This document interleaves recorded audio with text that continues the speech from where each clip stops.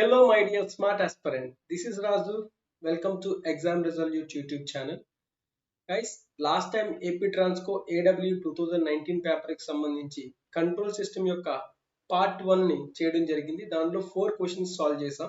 So remaining 4 questions ని ఈ వీడియోలో కంప్లీట్ చేద్దాం. ఎవరైనా పార్ట్ 1 చూడాలనుకుంటే డిస్క్రిప్షన్ లో లింక్ ఉంది. ఒకసారి ఈ వీడియో అయ్యాక చెక్ చేయండి. అలాగే ఈ వీడియో అనేది AP Transco AW మాత్రమే కాదు, ఆల్ ఏఈ లెవెల్ ఎగ్జామ్స్ అలాగే పిఎస్సి లెవెల్ ఎగ్జామ్స్ కి ఉపయోగపడుతుంది, including GATE and SC also. Let's start with the first question, fifth question. ఎందుకంటే ఆల్రెడీ మనం లాస్ట్ పార్ట్ లో 4 క్వశ్చన్స్ సాల్వ్ చేసాం. సో ఈ క్వశ్చన్ కి వచ్చినట్లయితే, a system has damping ratio of 0.4, the frequency response of the system exhibits a peak resonance of question లో ఏమి ఇచ్చారండి? డాంపింగ్ రేషియో జీటా అని ఇచ్చారు. Zeta is equals to 0.4. మనల్ని ఏం అడుగుతున్నారండి? పీక్ రెజోనెన్స్ ని అడుగుతున్నారు. ఈ క్వశ్చన్ చాలా simple question, straight forward formula based question. కాకపోతే కొంతమంది ఈ టర్మ్ దగ్గర కన్ఫ్యూజ్ అయ్యే అవకాశం ఉంది. పీక్ రెజోనెన్స్ అంటే ఏంటి? ఇన్ జనరల్ గా మనం ఏం చదువుతాం? రెజోనెంట్ పీక్ అని చదువుతాం. ఇక్కడ ఏమి ఇచ్చారు? పీక్ రెజోనెన్స్ ని ఇచ్చారు. సో ఇది కొంతమందికి స్ట్రైక్ అవ్వకపోయే అవకాశం ఉంది. సో ఇక్కడ రెజోనెంట్ పీక్ అన్నా లేదా పీక్ రెజోనెన్స్ అన్నా సేమ్ అండి. సో రెజోనెంట్ పీక్ అంటే ఏంటి? The maximum magnitude of the frequency response. Resonant peak అంటే ఏంటండి? ఫ్రీక్వెన్సీ రెస్పాన్స్ లోని మాక్సిమం మ్యాగ్నిట్యూడ్ నే మనం రెజోనెంట్ పీక్ లేదా పీక్ రెజోనెన్స్ అని అంటాం. సో దాన్నే మనం ఎంఆర్ తో రిప్రజెంట్ చేస్తాం.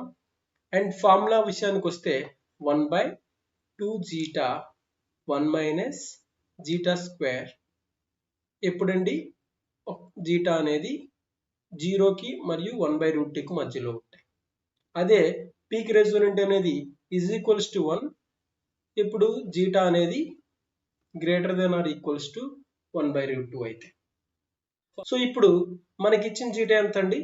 0.4 అంటే లెస్ దాన్ 1/√2. కాబట్టి మనం ఈ ఫార్ములాని యూజ్ చేసి సాల్వ్ చేయవచ్చు.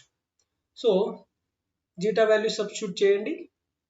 MR is equals to 1/2 into 0.4 under root 1 minus 0.4 whole square, which is equals to 1/2 into 0.4 is 0.8 under root 1 minus 0.4 whole square into 0.16, which is equals to 1/0.8 into root over 1 minus 0.16 అంటే ఎంత అండి? 0.84, which is equals to 1/0.8 into root 0.84 ని approximate గా root 0.81 అనుకోండి. So root 0.81 ఏమవుతుందండి? 0.9. So 1/, ఎందుకు ఇక్కడ approximate చేస్తున్నానండి? ఎందుకంటే మనకి క్యాల్కులేటర్ అయితే ఉండదు. సో కొంచెం అప్రాక్సిమేట్ వాల్యూస్ తీసుకుంటే త్వరగా క్యాల్కులేషన్ అనేది కంప్లీట్ అవుతుంది. కాంపిటేటివ్ ఎగ్జామ్ కాబట్టి వీలైనంత వరకు మనం టైం అనేది రిడ్యూస్ చేయాలి. సో 0.8 into 0.9 అంటే 8 9s are 72 కాబట్టి 1/0.72. సో 0.72 అంటే 0.7 అప్రాక్సిమేట్ గా తీసుకుంటే 1/0.7 అంటే ఎంత అండి? 1.4. సో 1.4 కి దగ్గరగా ఉన్న వాల్యూ ఏంటి? 1.36. అలా మీరు అప్రాక్సిమేట్ చేసుకొని చేయొచ్చు, లేదా ఎగ్జాక్ట్ వాల్యూ క్యాల్కులేట్ చేద్దామన్నా చేయొచ్చు, బట్ టైం ఎక్కువ పడుతుంది. సో టైం సేవ్ చేయడానికి ట్రై చేయండి. ఇక నెక్స్ట్ క్వశ్చన్ కి వచ్చినట్లయితే, the open loop transfer function of a unity feedback system is k into s plus 1 by s into s minus 1 into s plus 6. The system is unstable for. అంటే మనకి ఇక్కడ ఏమి ఇచ్చారండి? ఒక సిస్టమ్ యొక్క open loop transfer function అనేది ఇచ్చారు. ఆ సిస్టమ్ అన్స్టేబుల్ అవడానికి కండిషన్ ని ఫైండ్ అవుట్ చేయమంటున్నారు in terms of k. So ఇది ఒక బేసిక్ క్వశ్చన్ అండి, రౌత్ హార్విజ్ క్రైటీరియా నుంచి. సో ఈ క్వశ్చన్ సాల్వ్ చేయాలంటే ఫస్ట్ ఆఫ్ ఆల్ మనం క్యారెక్టరిస్టిక్ ఈక్వేషన్ ఫైండ్ అవుట్ చేయాలి. క్యారెక్టరిస్టిక్ ఈక్వేషన్ నుంచి RH టేబుల్ ని ఫార్మ్ చేయాలి. RH టేబుల్ నుంచి కండిషన్ అనేది ఫైండ్ అవుట్ చేయాలి. So first of all characteristic equation ని ఎలా ఫైండ్ అవుట్ చేయాలో చూద్దాం. Characteristic equation is nothing but 1 plus g of s into h of s. దీన్ని ఎగ్జాంపుల్ అయితే మనం సింపుల్ గా న్యూమరేటర్ ప్లస్ డినామినేటర్ అని రాయొచ్చండి. సో క్యారెక్టరిస్టిక్ ఈక్వేషన్ ఏమవుతుంది?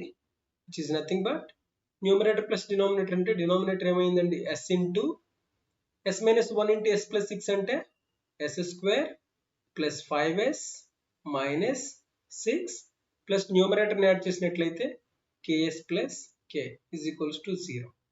దట్ ఇంప్లైస్ s తో మల్టిప్లై చేసినట్లయితే ఏమవుతుందండి ss cube 5s square minus 6s plus ks plus k is equals to 0.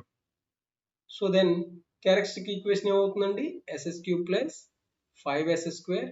ఇక్కడ s కామన్ తీయండి, కామన్ తీసినట్లయితే k మైనస్ 6 వస్తుంది plus k is equals to 0 which is nothing but characteristic equation.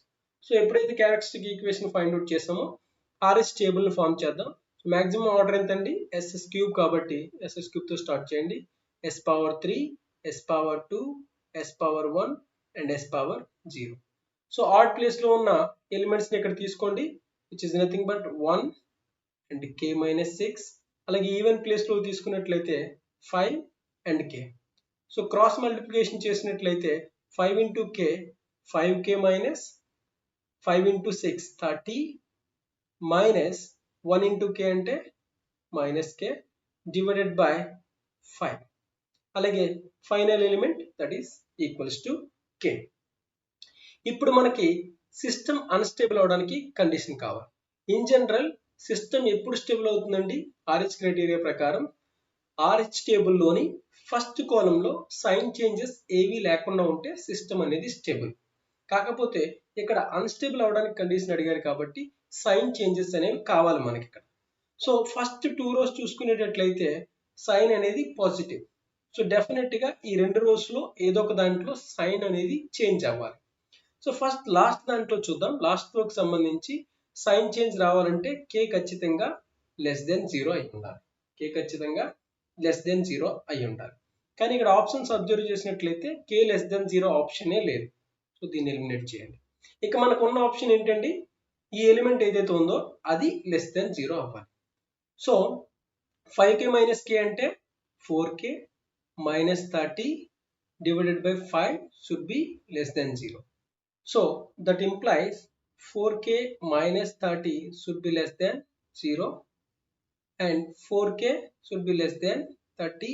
So k should be less than 30 by 4 which is equals to 7.5. So final condition ఏంటండి k అనేది 7.5 కంటే తక్కువ ఉండాలి. k అనేది 7.5 కంటే తక్కువ ఉండే కండిషన్ ఎక్కడ ఉందండి ఆప్షన్ బి ఓన్లీ. ఇక్కడ k ఈజ్ ఈక్వల్స్ టు 7.5 దగ్గర మార్జినల్లీ స్టేబుల్ అండి, అన్స్టేబుల్ కాదు. మనకి అన్స్టేబుల్ కి కండిషన్ కావాలి కాబట్టి option B is correct answer. Coming to the question number 7, the open loop transfer function of a system g of s h of s is equals to 16 into s plus 1 divided by s into s plus 2 into s plus 4. The centroid and the angle of asymptotes are. So ఒక open loop transfer function ఇవ్వడం జరిగింది question లో. మనం centroid and angle of asymptotes ని find out చేయాలి. ఇది root locus సంబంధించిన question. So basically centroid అంటే ఏంటంటే centroid is nothing but common point or meet point or intersection point of asymptotes. Asymptotes యొక్క ఇంటర్సెక్షన్ పాయింట్ మనం సెంట్రాయిడ్ అని అంటాం. బేసికలీ సెంట్రాయిడ్ అనేది మేబీ రూట్ లోకస్ లో ఉండొచ్చు లేదా ఉండకపోవచ్చు. అలాగే ఇంకొక ఇంపార్టెంట్ పాయింట్ వచ్చి సెంట్రాయిడ్ అనేది ఎప్పుడు రియల్ యాక్సిస్ మీద ఉంటుంది. థియరిటికల్ గా అడిగితే ఈ మూడు పాయింట్స్ మీద క్వశ్చన్ వచ్చే అవకాశం ఉంటుంది.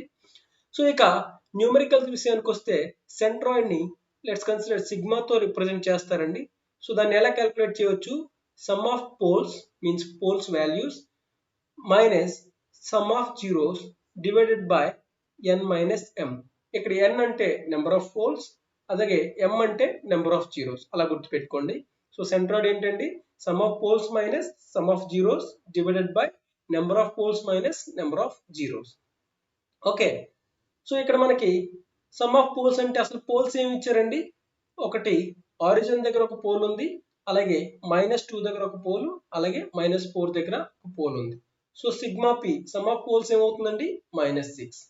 అలాగే జీరోస్ ఏమున్నాయి, జీరో అనేది ఒకటి ఉంది విచ్ ఇస్ అట్ -1. -1 దగ్గర ఒక జీరో అనేది ఉంది.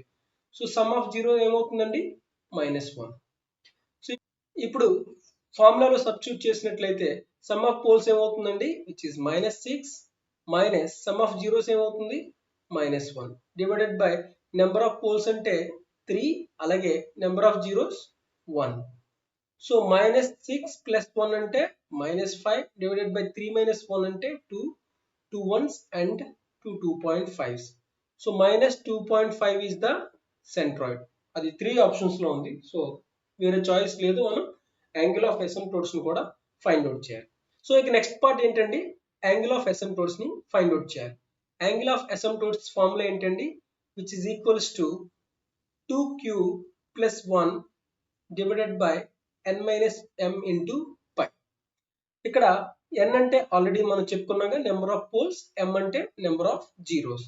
అలాగే ఇక్కడ q వాల్యూ వచ్చేసి, q వాల్యూ అనేది 0 1 2 అండ్ సో ఆన్ ఎంత వరకు తీసుకోవాలండి, that is n minus m modulus -1. ఈ వాల్యూ వరకు మనం q వాల్యూ అనేది తీసుకోవాల్సి ఉంటుంది. సో ఈ కేసులో n minus m ఎంత అండి, number of poles -0 that is 2. So 2 - 1 అంటే 1. సో 0 1 తీసుకొని మనం యాంగిల్ ఆఫ్ అసిమ్ప్టోట్స్ అనేవి క్యాల్కులేట్ చేయాలి. ఫర్ ఎగ్జాంపుల్ ఫస్ట్ కేసులో 0 తీసుకున్నట్లయితే ఇక్కడ ఏమవుతుందండి, q ప్లేస్ లో 0 తీసుకుంటే 2 into q plus 1 by n minus m అంటే 2 into pi. ఇది ఎలాగో 0 కాబట్టి ఎంత వచ్చిందండి, which is nothing but 5/2. Similarly q place లో 1 తీసుకునేటట్లయితే 2 into 1 plus 1 by 2 into pi అంటే 3pi/2, which is nothing but 270. So option ఏమవుతుంది, option C is the correct answer. Got it right? ఇక లాస్ట్ క్వశ్చన్కి వెళ్ళే ముందు గైస్, మీకు కంటెంట్ కనుక నచ్చినట్లయితే వీడియోని లైక్ చేయండి, అలాగే ఎగ్జామ్ రెజల్యూట్ ఛానల్ని సబ్స్క్రైబ్ చేసుకోండి మరియు మీ ఫ్రెండ్స్తో షేర్ చేయండి.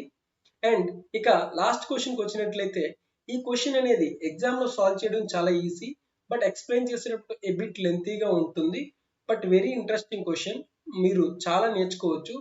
సో కొంచెం పేషెన్స్తో క్వశ్చన్ మొత్తాన్ని చూడడానికి ట్రై చేయండి.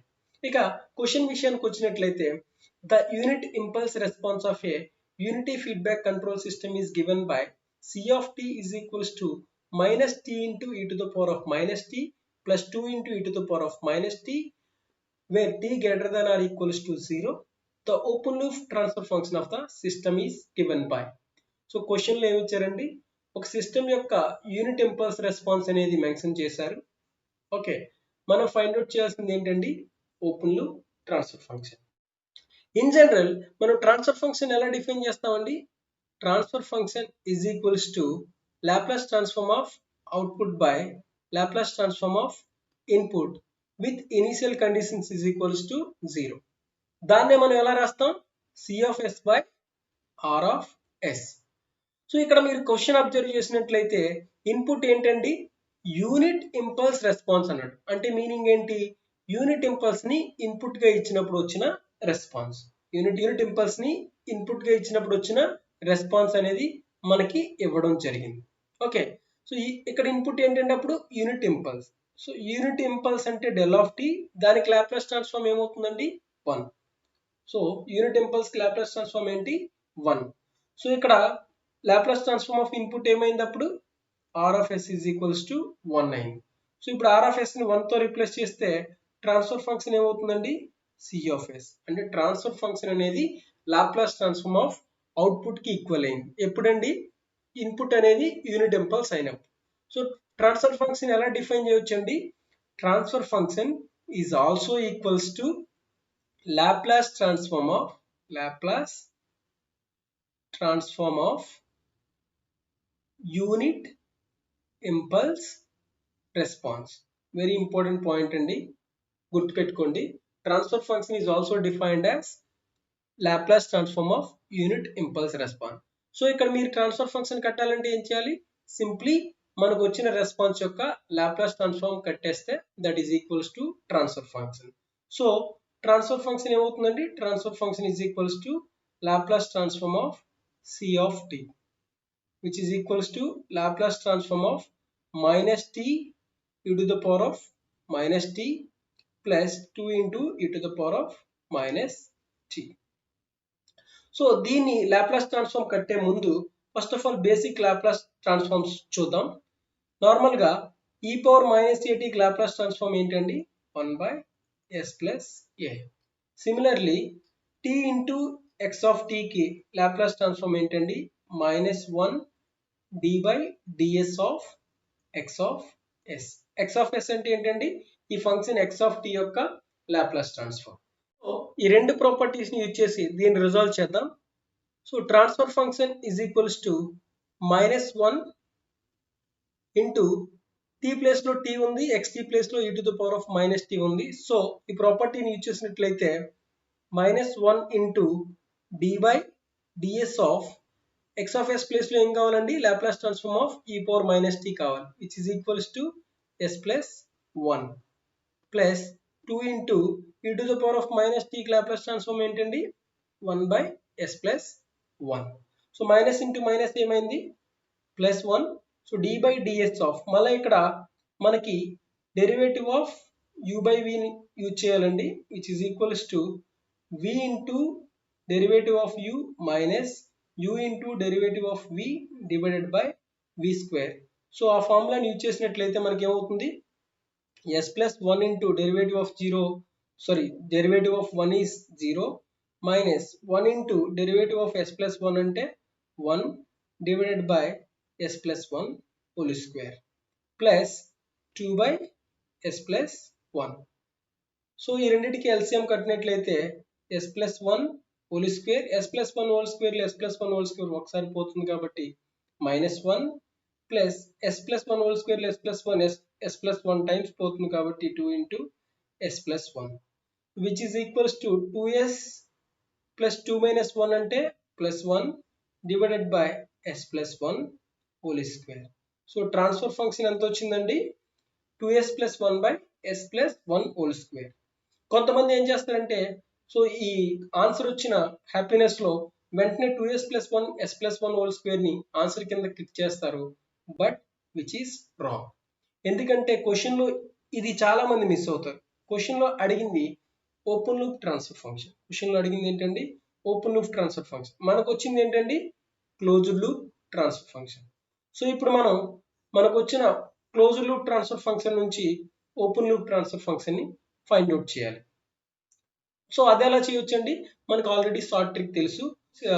So closed loop transfer function నుంచి open loop transfer function find out చేయాలంటే యూనిటీ ఫీడ్బ్యాక్ సిస్టమ్ అని మెన్షన్ చేసినప్పుడు మాత్రమే ఈ షార్ట్ ట్రిక్ వర్కౌట్ అవుతుందండి. That is open loop transfer function is equals to numerator by denominator minus numerator, numerator by denominator minus numerator. ఇక్కడ numerator అంటే ఏంటండి closed loop transfer function యొక్క numerator, denominator అంటే క్లోజ్డ్ లూప్ ట్రాన్స్ఫర్ ఫంక్షన్ యొక్క denominator.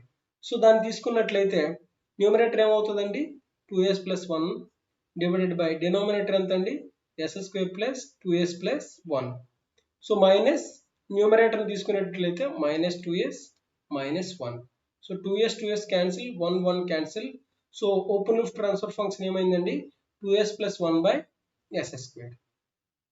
అదే ఎగ్జామ్లో అయితే మీరు చేయాల్సిన అవసరం కూడా లేదండి, ఎందుకంటే న్యూమరేటర్ అయితే చేంజ్ అవ్వదు. ఓపెన్ లూప్ క్లోజ్డ్ లూప్ గా చేసినా క్లోజ్డ్ లూప్ ఓపెన్ లూప్ గా చేసినా యూనిటీ ఫీడ్బ్యాక్ సిస్టమ్ కి న్యూమరేటర్ ఏమీ చేంజ్ అవ్వదు. సో న్యూమరేటర్ చేంజ్ అవ్వట్లేదంటే 2s ప్లస్ 1 ఖచ్చితంగా ఉండాలి అండ్ దీనిలో కొంచెం చేంజ్ ఉండాలి. సో ఆప్షన్ బిని క్లియర్ గా పిక్ చేయొచ్చు సాల్వ్ చేయకుండానే. బట్ సాల్వ్ చేయాలంటే క్లోజ్డ్ లూప్ సిస్టమ్ నుంచి ఓపెన్ లూప్ కన్వర్ట్ చేయాలంటే ఈ ఫార్ములాని యూజ్ చేయండి. ఈ formula only unity feedback system కి మాత్రమే అప్లికేబుల్ అండి. సో ఫార్ములా ఏంటండి numerator by denominator minus numerator. So guys control system part అనేది కంప్లీట్ అయిపోయింది. సో నెక్స్ట్ ఏ సబ్జెక్ట్ పిక్ చేయాలనేది కామెంట్ లో పింక్ చేయండి.